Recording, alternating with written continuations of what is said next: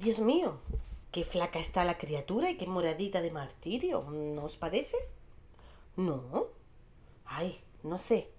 Yo, cuando me casé con mi lobito, me puse recia enseguida. A fuerza de tocino y de huevos, claro está. Buena falta que me hacía. Agregó haciéndose la maliciosa, dándole una palmada en el hombro a la ollera como si fuesen compañeras de taberna. Y no tardó mucho que cada una toma las cosas a su manera. Wiltrud trató de mantenerse en el terreno de las generalidades, algo enfadada, mientras le pegaba de nuevo la cola al caballito de barro que le había arrancado al recibir el empujón de la mercera. No le agradaba el giro que ésta iba dando a sus murmuraciones. Pero si no hay más que verla, esa niña se está marchitando a ojos vistas, y no porque ese Ivor sea demasiado asiduo, que hay quien dice todo lo contrario. Hablan demasiado, me parece a mí. ¿Acaso no tienen razón? Después de una boda con tanto lujo, la mañana siguiente ni media palabra, ni noticia feliz que participara nadie, ni nada. Lo que yo os diga, uno de los dos no funciona. Puede que sea ella o puede que sea él. Que no hace ni 15 días que están casados, doña Mercera. Bah, esas cosas se adivinan. En mi caso aún no pasaban 10 noches. Rió de nuevo poniendo los ojos en blanco, casi como si acabase de ocurrir la víspera. Aún no habían transcurrido 10 noches cuando empecé a tejer la canastilla. ¿A qué debo el favor de vuestra visita? ¿Necesitáis cacerolas o vasos o algo por el estilo? A Wilton le daba igual indisponerse con la mercera, que tanto se había ufanado de traerle nuevas clientas para darse importancia, sin que se hubiese materializado ninguna. La boca sí le funcionaba, aunque solo para vomitar malicias a la peor índole. Solo he venido a ver qué tal marcha el negocio, contestó algo picada. Y a esa estúpida, la mujer del tundidor, ¿ya se la ha llevado su figura de león? Aún no la tengo terminada. ¿Vos no sois amiga suya? La otra retornó al tema anterior. ¿No os ha contado nada? No veo a Margaret desde hace algún tiempo, esquivó de nuevo Biltro. Se comprende. Vos también lleváis lo vuestro. Sentí mucho lo de vuestro padre. Otro caso. ¿Cómo? Wiltrud dejó su trabajo y fulminó a la mercera con la mirada. ¿Qué estaría insinuando aquella mala bestia? Tan repentino, arrebatado en plena salud. Mi padre llevaba muchos años enfermo, doña Mercera, pero quedó tan pálido como si lo hubieran desangrado por completo. La comadre acercó su rastro echándole el mal aliento a la cara. Hace poco una vecina me decía, parece que lo hayan envenenado. Tonterías, dije yo. Todo fue demasiado rápido, contestó ella. Qué ha dicho el bañero? Nada que yo sepa.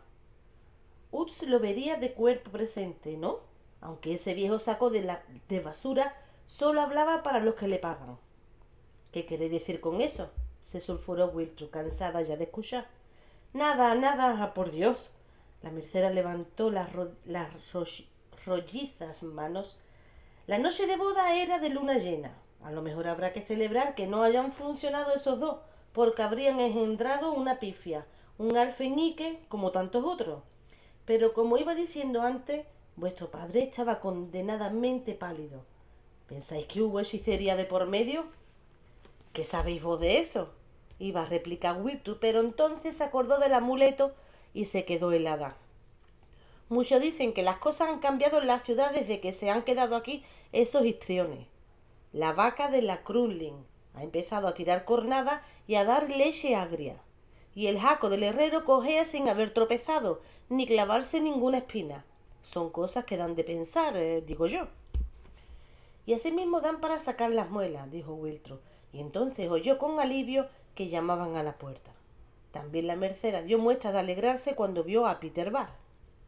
Yo os conozco. Un momento. Agitó el índice delante de las narices del recién llegado. ¿Vos sois el del hombre de cera del año pasado? Vaya si no. ¡Qué coincidencia! Precisamente estábamos hablando de brujería y... La señora ya se iba. La interrumpió Wiltrud con no poca contrariedad por parte de la chismosa. Ya era curioso que el joven Bar visitase a la hoguera. Y eso a plena luz del día. ¿Acaso era hombre para ir en busca de una cacerola? Frunció el ceño y pasó la mirada del uno al otro como si desconfiara. Mejor regreso más tarde, dijo Peter, molesto por aquel escrutinio. No, no, le suplicó Wiltro. Quedaos, por favor, y vos quedad con Dios. Se volvió hacia la mercera lanzándole una mirada de las que no dejan lugar a dudas. En fin, dijo la visitante sin disimular su contrariedad. Siempre es interesante charlar un poco, ¿no os parece? Y recogiéndose las sayas salió, no sin echar a Peter Bar una ojeada ambigua y con aires de gallina clueca ofendida. Wiltrus respiró audiblemente mientras Peter seguía a la mercera con la mirada de perplejidad. Es justamente lo que ahora estáis pensando, rió ella. Peter se ruborizó. ¿Cómo lo habría adivinado? A mediodía tengo poco que hacer y pensé que... Trató de justificarse. Está bien. Le ofreció asiento cerca de su mesa de trabajo y le indicó la figura recién comenzada de un jinete. Ni siquiera el caballo estaba terminado todavía. Ya veis cómo está. Si hay que atender a clientas como esa... Hizo un ademán hacia la salida. Peter no estaba contrariado en absoluto. Al contrario, la situación favorecía su estrategia. ¿No os importa que me quede un rato contemplando vuestro trabajo? No tengo secretos. Se carcajeó ella de buena gana y meneó la cabeza con tanto énfasis que los rizos volaron a su alrededor. ¡Qué cabello! ¡Qué manera de reír! Peter la miraba a ella en vez de fijarse en la figura de los dedos hábiles trabajaban, y a la que parecían dar vida esculpiéndola con ayuda de palillos aguzados. Si os pasáis otra vez por aquí la semana que viene, veréis terminado vuestro encargo. Como si le pedía que se pasara todas las semanas durante un año. Él no tenía prisa, con tal de que le dejara mirarla. Para él la dificultad estaba en las palabras, aunque en otras ocasiones no solían faltarle.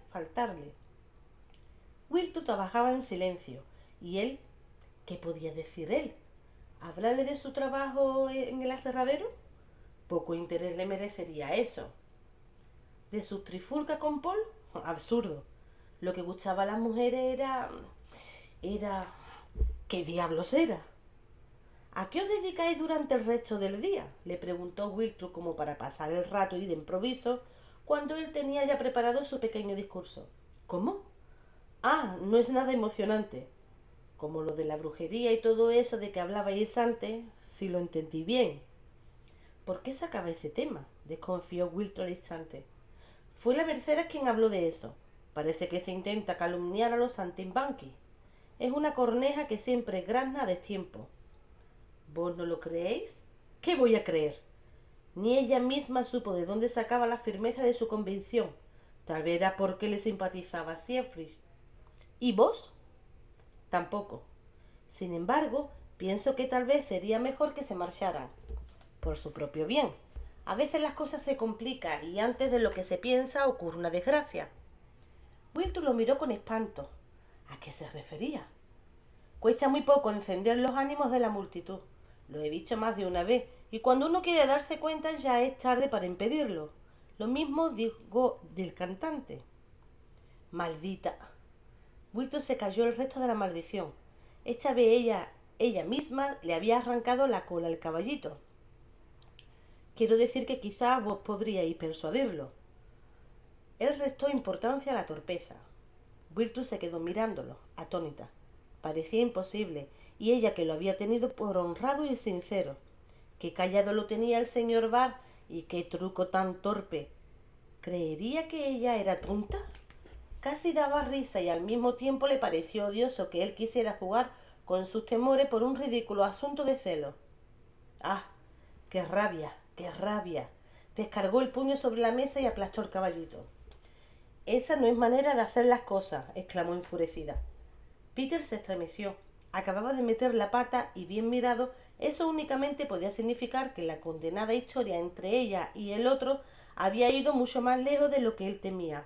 Incluso. ¿Y ahora qué? Pero se halló dispensado de tener que decirlo porque en aquellos momentos entraba Siegfried en el obrador.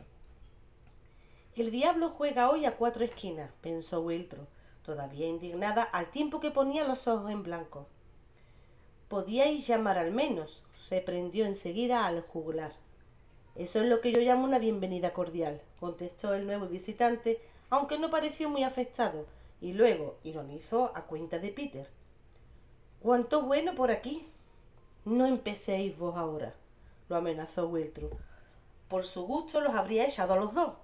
Pero el recibimiento fue un bálsamo para Peter al comprobar que el otro aún no gozaba de toda la confianza de la anfitrona. Luego se fijó en lo que traía debajo del brazo. Parecía un libro. A lo mejor trataba de engatusarla con versos, a saber si serían incluso de cosecha propia. Bah, él nunca habría recurrido a un truco tan vulgar. De momento, lo mejor sería marcharse, decidió Peter. Hasta pasado mañana, entonces. No, no, replicó la ollera. Ahora tardará más, ya lo veis. Ya os avisaré, agregó con un ademán hacia el caballito machacado. Otro golpe, y más cruel que el primero, porque toda su estrategia quedaba destrozada. Peter se alejó del obrador como un perro apaleado y se encaminó a su leñera. Y ahora os toca a vos. Wiltrud estaba lanzada. ¿Cómo se os ocurre interrumpir aquí sin llamar siquiera, como un cerdo escapado de su corral? Yo he de mirar por mi honra, señor mío, y no es decente que os plantéis aquí a cualquier hora del día. Acabará diciendo la gente que mi aprendiz no aprende aquí nada más que malas costumbres. Eso lo decís vos. Cierfrisch sonrió con burla, sin dar la menor muestra de arrepentimiento. Yo lo llamaría la alta escuela del amor, y recordad que ahora yo soy vuestro maestro. ¿Pero qué decís? Bien sabéis. Él la miraba con la cabeza algo ladeada, y con un aire tan entregado que Wiltrud soltó la carcajada. Por alguna razón era imposible enfadarse con él. Admitidme como preceptor a vuestro servicio, siguió hilando él su fantasía, y me quedo a vivir aquí. ¿Qué más querríais? Se mofó ella amenazándolo con la mano. En efecto, no se podía pedir más, porque así fue como Tristán sedujo a su Isolda y Abelardo a su Eloísa. Ella metió las embarradas manos en el balde de agua y después de lavarse se las secó en el delantal. Vamos al huerto, propuso. Allí no nos molestarán y podremos tomar este sol de otoño. El desvencijado banco que tenía detrás de la casa quedó así elevado a la categoría de cátedra. Wiltrud se mostraba un poco nerviosa, como si no hubiese llegado el instante de iniciarse en los misterios del alfabeto.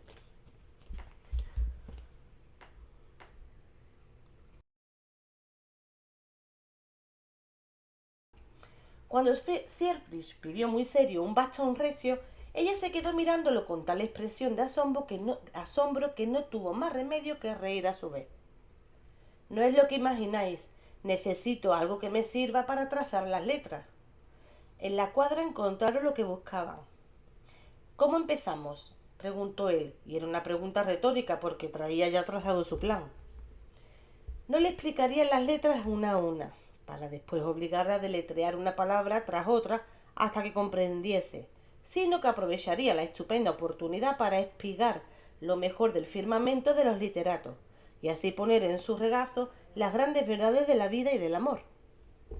Y no era empresa menuda, pues lo que traía en las manos y cuidaba como una niña, como la niña de sus ojos, no era la obra de un poeta único, sino todo su repertorio de juglar. Es decir, que no contenía páginas y páginas de canciones completas, sino más bien una colección de comienzos, de preludios con sus tonalidades correspondientes, resúmenes de obras más largas, anotaciones acerca de pasajes difíciles, textos de otros idiomas, rimas cazadas al azar, ideas en ciernes. En una palabra, todo lo que constituía su medio de vida, junto con notas sobre las ferias que convenía visitar, las posadas que daban mejor alojamiento y las parroquias donde se podía pernoctar de balde. En cuanto cómico errante no podía llevar toda una biblioteca a cuesta, pues los libros, además de pesar mucho, valían más que todo el rebaño de ovejas necesario para fabricar los pergaminos que estaban hechos, por lo cual solían suscitar las codicias de determinados sujetos, pese a servirles de bien poco como tales libros, porque aun en el caso de que supieran leerlo, nunca tardaba demasiado en sacarle los ojos al verdugo. Y cuando él llamaba a la puerta de alguna sacristía o de la casa de algún mercader, Mal podía solicitar que le prestasen un libro para un rato. Por eso se contentaba con su manoseado tesoro. Lo abrió por donde adornaban el pergamino los prestigos del Parcival, ya que había elegido a Wolfram nada menos para comenzar su carrera docente. Porque conoció mejor que nadie la vida y las pasiones de los humanos, sus grandezas y sus miserias, explicó, porque enfrentó a la plétora de las desgracias una posibilidad de amor verdadero, y porque su corazón asumió esta verdad. El que vive con el corazón en la duda, vive las penas del infierno en el alma. ¿Cabía imaginar mejor principio? Wiltus se sintió comprendida desde el primer momento, porque bien sabía Dios cuánto la atormentaban a ella sus muchas dudas. Siegfried trazó letra suelta con el palo en la tierra y Wiltru imitó los caracteres con no poco esfuerzo, la lengua entre los dientes. De este modo abrieron la primera brecha en el difícil territorio de las letras, hasta que Wiltru se quejó de que le daba vueltas la cabeza. Pero quiso escuchar más que aquella historia, y Siegfried se apresuró a complacer su petición. Para empezar, le escribió al joven Parcival como un ingenuo, y como su madre Herceloide le puso traje de tela basta, como un bufón, cuando quiso salir al mundo y despabilar. Wilton se contempló el vestido un poco avergonzada y le preguntó si era lo que pensaba ella. Lo que pensaba de ella. Dios nos libre, negó Siegfried, y al instante tuvo a mano la argumentación conveniente en forma de cita. Así como el hábito no hace al monje, tampoco la indumentaria determina vuestra valía. Y desde el principio, el mismo Wolfram dice no parecerle mal que un precioso rubí, con todas las virtudes que posee, se engaste en una modesta joya de latón, viendo en ello el emblema de la auténtica feminidad. Wiltro echó la cabeza atrás y su sonrisa invitó a los rayos del sol. Allá en el cielo el brillo dorado de un alma purificada desafiaba, sin duda, el esplendor de los ángeles. Al recordar el oro se le ocurrió que también Wolfram había empleado la comparación con la obra de los alquimistas y le propuso a su alumna la adivinanza de la madre y la hija, tan difícil de entender en su forma. La madre parió una hija, que será madre de su madre, y tan simple para la razón como esto. El agua se convierte en hielo e inevitablemente sucede luego que el hielo se hace otra vez agua. A continuación le explico que así se expone maravillosamente la idea de la transmigración de las almas y el principio del cambio continuo dentro de la unidad. Por eso la larga peregrinación de Parcival describía simplemente el difícil viaje de la purificación interior hasta hacerse digno del Grial. ¿Y eso qué es?, preguntó Wiltru sin tratar de esconder su ignorancia, poniendo a Siegfried en un serio apuro. Algunos dicen que es el cuenco o el cáliz en donde José de Arimatea recogió la sangre de Jesucristo. Otros creen que era una piedra preciosa. Tal vez deberíamos equipararlo al vaso hermético de los alquimistas, donde ha de producirse la transmutación, o la mesa que se pone sola de Alberto Magno. O tal vez el grial solo es lo que cada uno de nosotros cree en su fuero interno. Por mi parte, sonrió con malicia, me gusta pensar que es un vaso de barro cuyo vino nunca se acaba. Wiltro entendió la parábola y fue a por la jarra de vino que había comprado la víspera. Así, reconfortado, Siegfried siguió contando la primera visita de su protagonista al castillo del Grial, donde se sentó a la mesa con Anfortas el rey llagado, a cuyo mal podía poner fin con una sencilla pregunta sobre su origen y circunstancias. Pero para su propia vergüenza esa pregunta quedó omitida. Ahora ya sabéis por qué os hablé en la calle, concluyó para devolver al terreno de la realidad a su oyente. Porque sois un descarado, aventuró ella. En parte sí, concedió Siegfried, y en parte porque sentí sincera preocupación.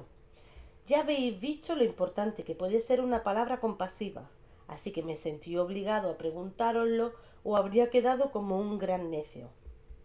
Wiltro tuvo la curiosidad de saber el origen de la herida incurable del rey Anfortas.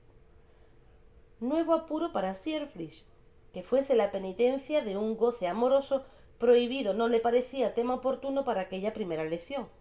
Así que se limitó a decir que fue la lanza envenenada de un infiel la que hirió a Anfortas, por do más pecado había. Era una llaga fría, siguió explicando, porque el veneno de serpiente le robaba el calor al cuerpo, y no se sanaba ni aun calentándolo con bálsamos de nardo y sahumerios de madera de aloe. Wiltro escuchó con atención, se llevó el dedo a la nariz y reflexionó un rato con gran trabajo, después de lo cual dijo de improviso: al revés sería más fácil. Si Anforta hubiese sido mujer, tendría esperanza de curación.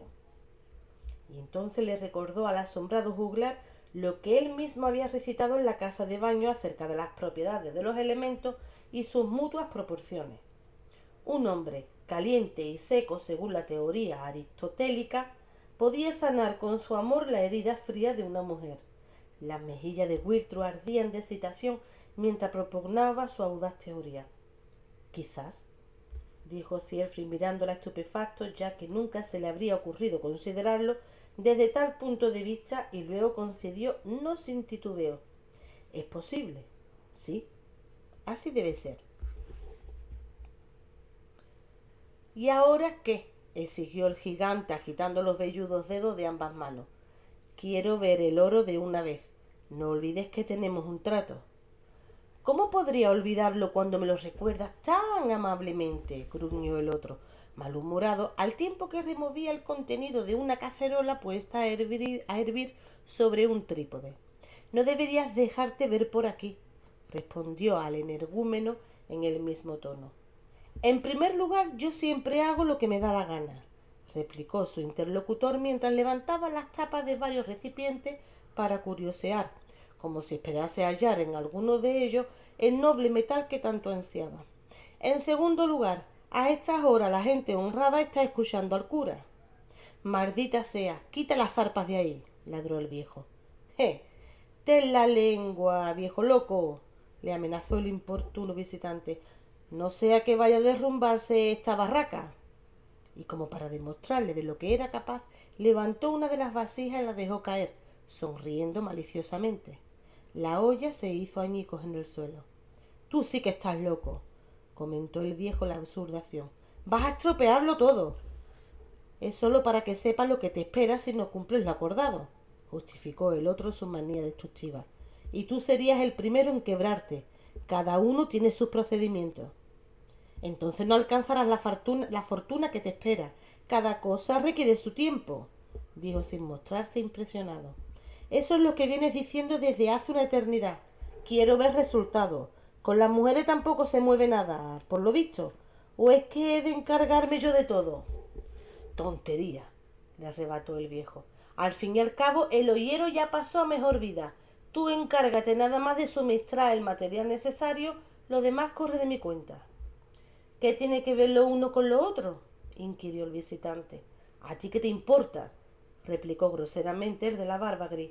Lárgate ahora y déjame trabajar. Con la izquierda el grandullón levantó el hilo al enclenque anciano como si fuese un saco de trapo, y cuando quedaron cara a cara le escupió.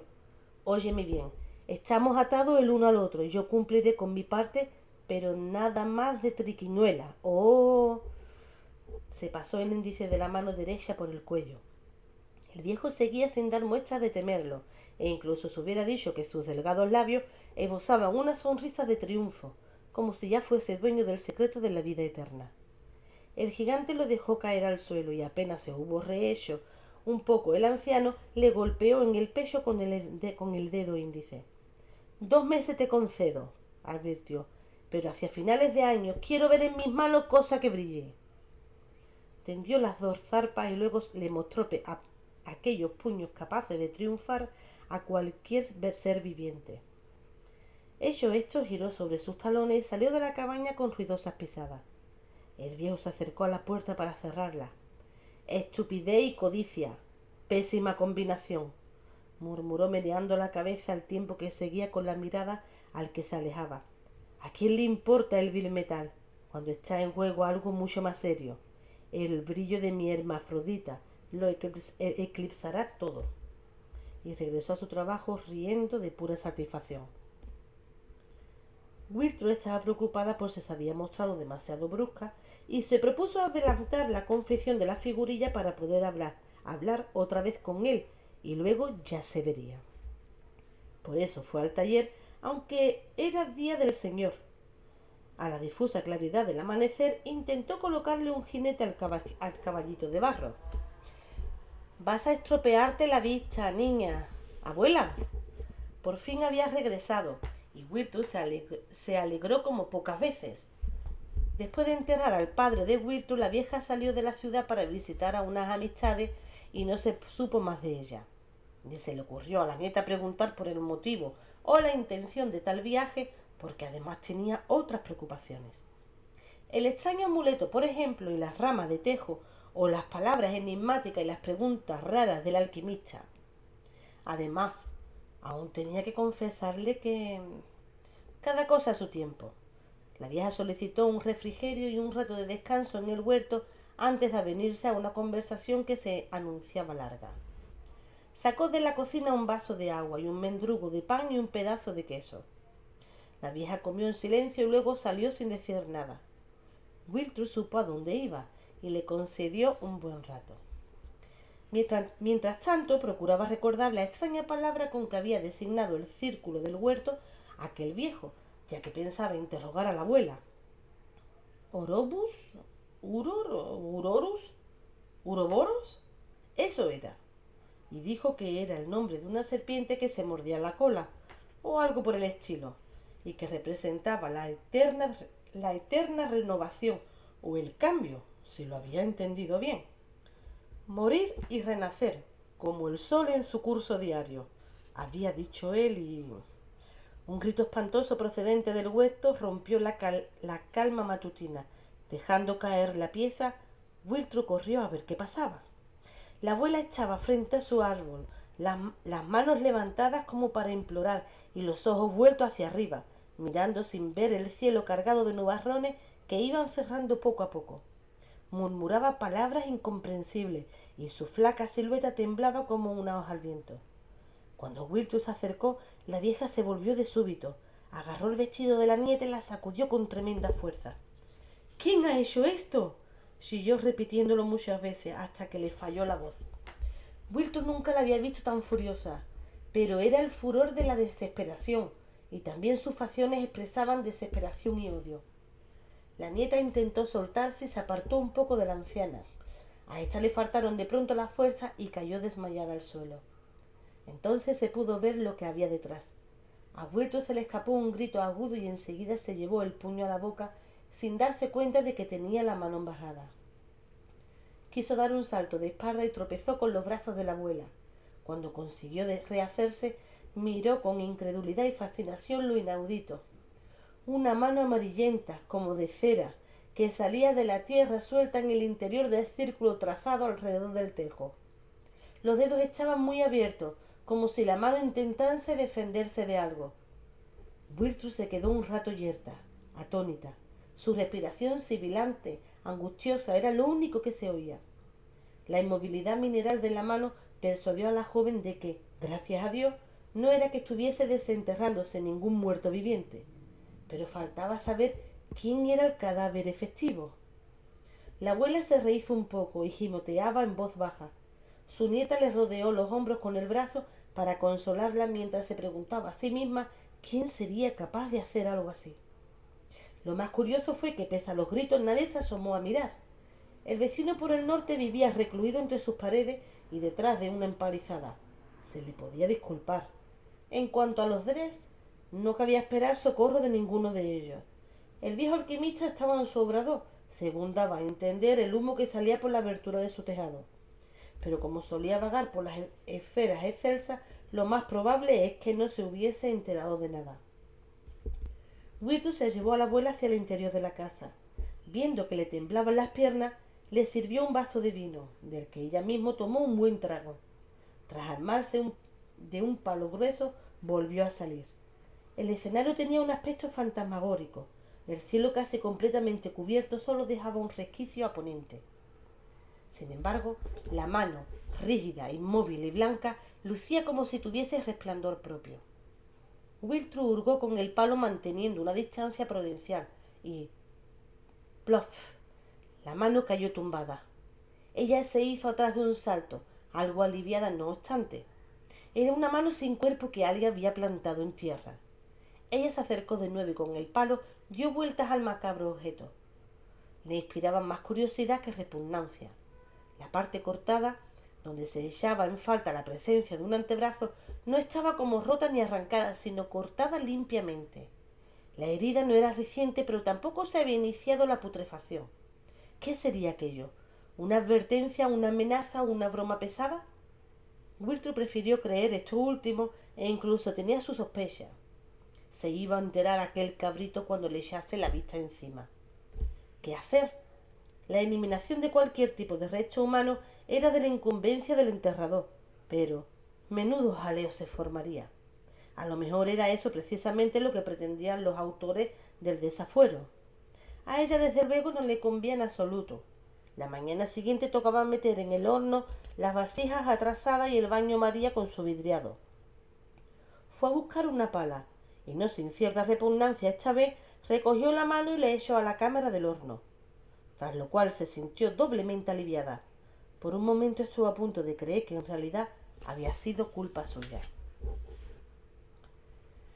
Después de 3 días de agitación temerosa y de insinuaciones confusas, la abuela empezó a tranquilizarse.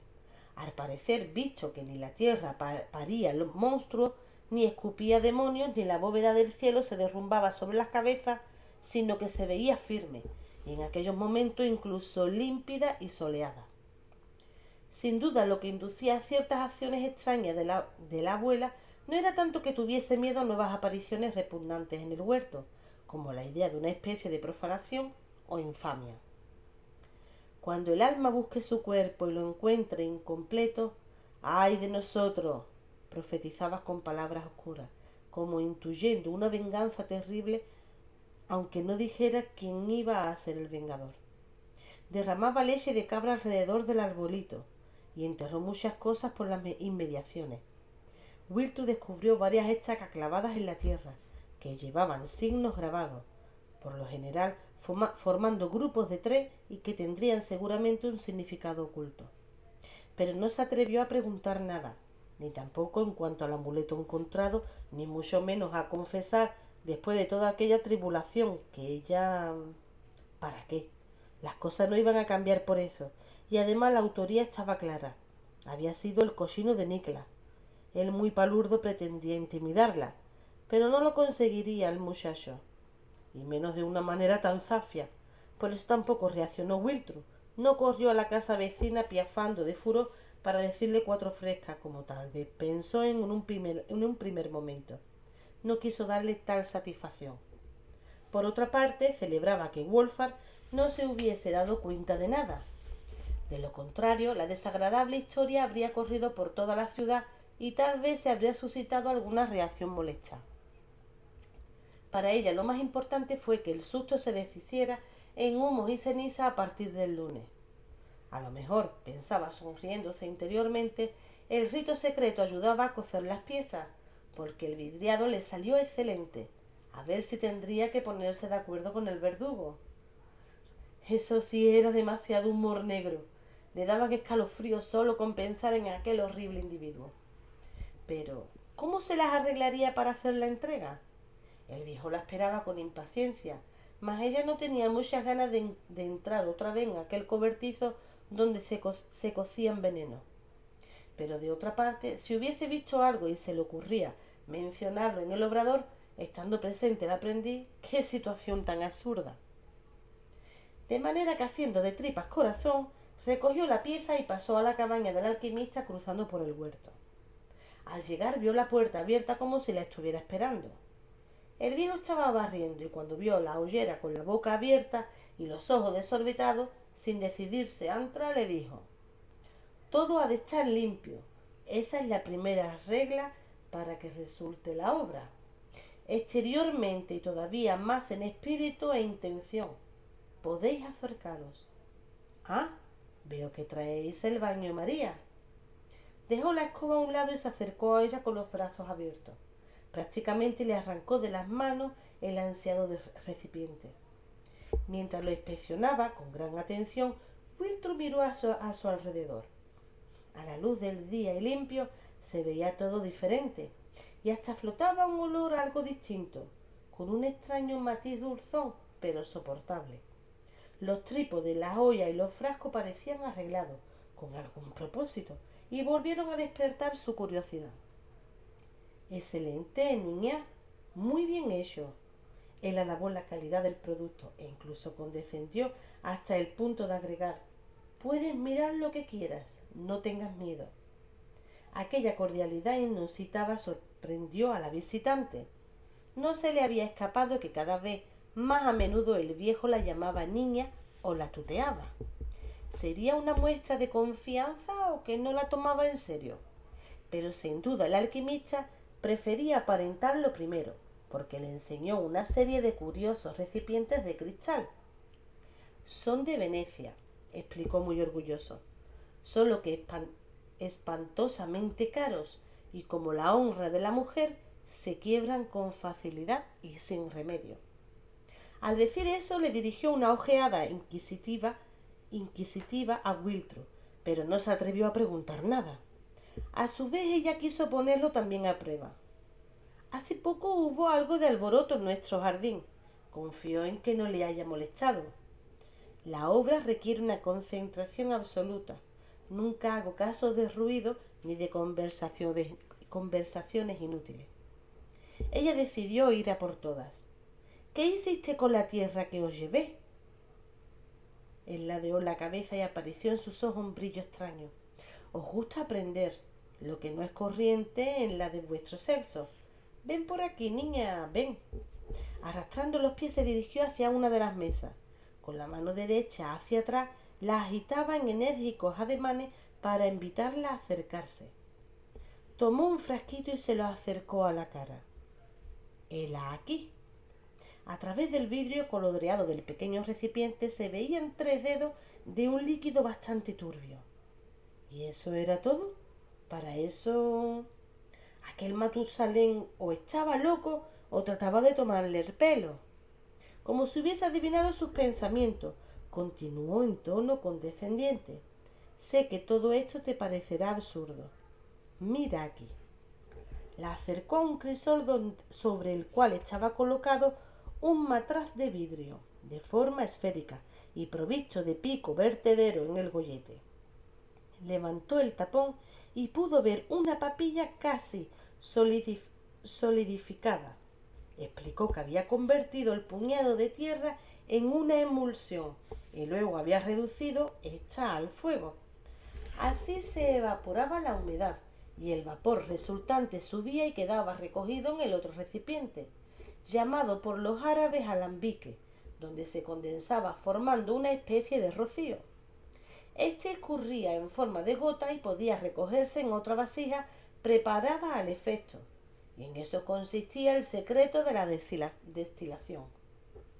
Wiltro contempló con gran interés el sencillo aparato. Su funcionamiento se comprendía con facilidad, no así la utilidad profunda de la cosa. ¿Para qué servía ese juego?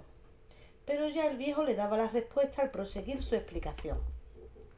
Así como el rocío contiene algo de spiritus mundi, también el vapor volátil contiene alguna esencia de la materia recalentada, a saber, su parte más noble. Lo que queda en el fondo es el resto innoble, y si repite tal operación suficiente número de veces obtendrás el principio puro y concentrado, la quinta esencia de todo cuerpo material, que viene a ser, como decir, su alma. Wiltshire sintió un sobresalto. Hasta entonces había entendido el alma como un aliento, un aire, o incluso una tormenta cuando era arrebatada violentamente del cuerpo. Pero, ¿cómo iba a ser posible encerrarla en una botella?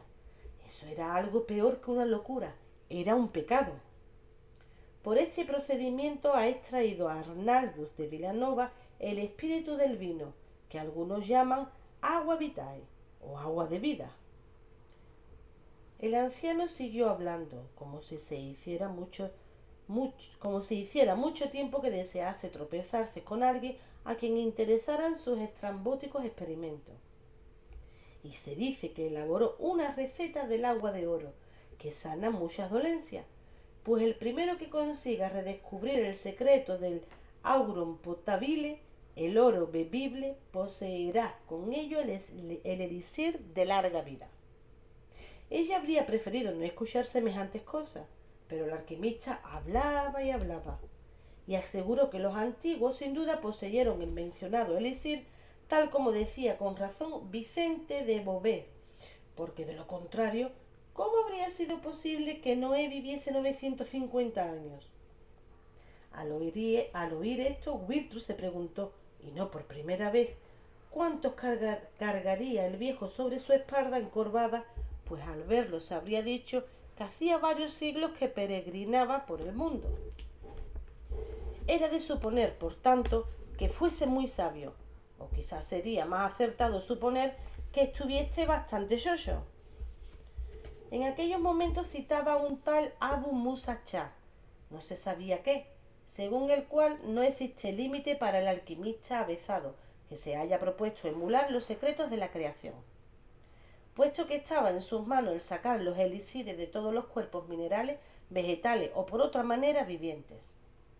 Esta palabra espantaron e indignaron a Wiltro. ¿Pero qué decís ahora? ¿Pretendéis equipararos al Señor de la creación? Eso es blasfemia. El exabrupto, lejos de ofender al viejo, pareció divertirlo. Hizo ademanes para significarle que se calmase. Tranquilízate, niña. Lo que hacemos es una obra agradable a los ojos de Dios, un arte del quien bien ha dicho Arnaldus que no tiene otros adversarios sino los ignorantes. Al fin y al cabo, nuestra pretensión no es otra sino la de purificar y ennoblecer paso a paso todas las cosas terrenales para elevarlas a la perfección, es decir, hacia Él. Por otra parte, la obra sólo podrá culminarse deo concedente, o sea, si Dios quiere. ¿Cómo va a ser eso un pecado? Todo lo contrario, tal como dice Orígenes, donde hay pecado todo es multiplicación, pero donde predomina la virtud se encuentra la unicidad y la unidad. Y no es eso nuestra meta. Estaba encaprichado con el tal Orígenes, pensó Wiltrú aún bastante molesta, sin saber por qué todo aquello le parecía un gran error, aunque racionalmente no conseguía objetar nada y eso era lo que la enfurecía. Mientras tanto, él seguía parloteando tranquilamente y dijo que antes de toda liberación debe producirse la disolución y que no se obtiene transmutación a mejor sin previa fragmentación. Por ejemplo, un tal Zósimo había visto en sueño el descuartizamiento de un sacerdote, lo cual se interpretaba en el sentido de que todo cuerpo debe fragmentarse y cocerse para obtener el espíritu, el cual, a su vez, deviene otra vez cuerpo en un plano más alto. Con un ademán hacia sus aparatos agregó: es lo mismo que sucede con la disolución o la calcinación o la fermentación en la obra alquímica. Y se dice por vía de imagen que esto es la disolución del esposo, o cortar la garra del león o las manos de la madre. No solo era un hablador, sino también un malvado. ¿Acaso pretendía burlarse de ella y de sus temores? Sofocada y más pálida que el yeso, Wiltrud señaló con el brazo hacia su huerto y balbució: la mano, ahí afuera, el círculo. Tapándose la boca con la mano, salió corriendo justo a tiempo para ir a vomitar entre los matorrales. No sé nada de ninguna mano. El viejo salió en pos de ella, pero Wiltrud ya no lo escuchaba. Echó los últimos restos del desayuno hasta que le dolió el estómago, y luego pasó la cerca y corrió a esconderse en su casa. Pronto tendría que buscarse una muchacha para cocinar, porque la abuela ya no servía de mucha ayuda. Envió al aprendiz con dinero y una propina para que se comprase algo de comer en la posada del caballito. Aunque con ello volvía a dar que hablar, por lo menos Wolfgang comería y, conociendo sus costumbres, tardaría bastante rato en volver. En cuanto a ella misma, no tenía la menor intención, pues se le revolvía el estómago con solo pensarlo. sentada en un banquillo del obrador, la cabeza descansando sobre los brazos cruzados y estos sobre la mesa, descansó un rato esperando que se le pasaran las náuseas. En ese momento llamaron a la puerta. No, cliente hoy no, por favor. Era Sir Frisch. Con un suspiro de alivio se puso en pie. Se alisó el cabello con la mano y trató de sonreír. Supuso que tendría un aspecto horrible. La cara de Sir Frisch era como un espejo, pues la sonrisa que traía se le borró al momento. ¿Es que no se os puede dejar sola ni para un día? Se agachó frente a ella, le rozó las rodillas y le dirigió una mirada preocupada de fiel samaritano de ojos azules. Voy a solicitar un empleo aquí. Ella se inclinó y apoyó la cabeza en el hombro de él, mientras se decía que la suerte no le era del todo adversa. Poco después empezaron a correr las lágrimas liberadoras. Está bien, murmuró Sir Frisch al oído de Wiltro mientras le acariciaba la espalda, evocando en la mente de ella imágenes tranquilizadoras de prados suavemente mecidos por el viento y ríos de aguas tranquilas. Se sintió protegida y estimada, pero enseguida se irguió con brusquedad, carraspeó para disimular su confusión y se enjugó los ojos con la manga. Poniéndose en pie, se sirvió un vaso de agua del jarro grande. ¿Queréis? Sir Frisch meneó la cabeza. Lo único que deseaba de momento era una explicación. Decidme qué es lo que os atormenta. Ella fue a sentarse en el banco arrimado a la pared y acarició con el dedo, pensativa, el borde de su vaso. ¿Hasta qué punto podía confiar en él? En realidad, era un extraño, un vagabundo que tan pronto estaba en un lado como en otro, y al que quizás no volvería a ver jamás. Aunque tal vez eso mismo facilitaba la confidencia, como cuando uno le cuenta sus penas al viento y a las aves volanderas. Además, había demostrado reiteradamente ser un amigo y se había confiado a ella mostrándose vulnerable. Se le ocurrió que podía correr el riesgo. Me temo, empezó no muy decidida, que he cometido algún error. He hecho algo equivocado y ni siquiera sé lo que es. Solo sé que la abuela se pondría furiosa si lo supiera. En nuestro huerto, lo pensó un instante y luego se puso en pie de un salto. Acompañadme. Salieron y ella lo condujo hasta el arbolito. Entonces confesó en voz baja que había cavado en aquella tierra para sacar un puñado y dárselo al viejo alquimista. ¿Para qué? Preguntó Sir Frisch hablando también a media voz. No lo sé. A cambio me perdonaba unos gastos. Ahora creo que más me habría valido pagárselo. Pero como al fin y al cabo no era más que un puñado de tierra. Pero luego me contó el tremendo hallazgo de la mano. Después del primer susto creí que sería una amenaza del vecino Niklas, pero esta mañana he visitado al viejo y sospecho que practica malas artes. Wiltro estaba un poco avergonzada. Cierto que Sir Frisch la escuchaba con paciencia y comprensión, pero no era propio de ella el mostrarse tan crédula. Si Margaret le hubiese contado algo parecido a lo que ella estaba diciendo en aquellos momentos, sin duda le habría dado risa. Sin embargo, lo ocurrido en los últimos días era demasiado para ella, y volvía a temblar con solo recordarlo. Vamos dentro, dijo Sir Frisch precavido. Regresaron al obrador y él se sentó en el banco al lado de Wiltro, mientras ella le contaba los detalles de la desagradable visita. La escuchó durante un buen rato, hasta que no pudo más y la interrumpió al tiempo que se ponía en pie. Basta, basta. Empezó a pasear arriba y abajo, preocupado. Os angustiáis por una tontería. Podéis creerme. Las elucubraciones de ese barba no merecen tantos quebraderos de cabeza. Con una elegante pirueta giró sobre sí mismo y volvió a sentarse junto a ella. Se palmeó la mano para tranquilizarla y continuó. No lo toméis a ofensa, pero voy a daros mi versión de lo sucedido. Dicho lo cual, se lanzó a una larga explicación, que los alquimistas, para evitar la curiosidad de los legos en su arte, usaban un lenguaje misterioso del cual él mismo tenía algún barrunto, pero que muchas veces no le servía ni para entenderse entre ellos, que utilizaban eufemismos especiales, por ejemplo, dando a los metales los nombres de los planetas, y que cuando decían, por ejemplo, que el pavoroso león se ponía de color rojo, querían decir que el elixir estaba a punto, y cuando se ponía verde marcaba el comienzo de la gran obra. En sus libros donde pone que el león verde ha devorado el sol, eso no significa que nuestra hermosa tierra vaya a quedar a oscuras, le aseguró con una sonrisa. Y luego le cortan las patas, pero tampoco quiere decir que vayan a hacer ningún daño. Todos los símbolos de sus conocimientos, de sus hervores y sus calcinaciones, y qué sé yo cuántas cosas más. Todo eso es equívoco y abstruso, pero, pero no hay en ello nada que deba espantaros. La estáis riendo otra vez. Wiltro estaba visiblemente más tranquila. Hay una cosa que no entiendo. ¿De qué le sirve todo ese galimatía?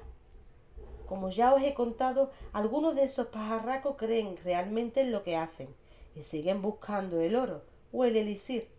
En cambio, en otros entiende que ese proceso describe la purificación de sus almas o el círculo de la transmigración perpetua.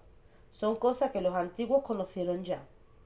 Y le recordó la parábola cristiana de la semilla de trigo que se siembra y debe morir para dar luego fruto centuplicado. O tomemos un huevo, por ejemplo, continuó en plan más concreto. Puedes olvidarlo hasta que está casi podrido y finalmente nace de él un pollito. O voy yo, me apodero de él y ¡clup!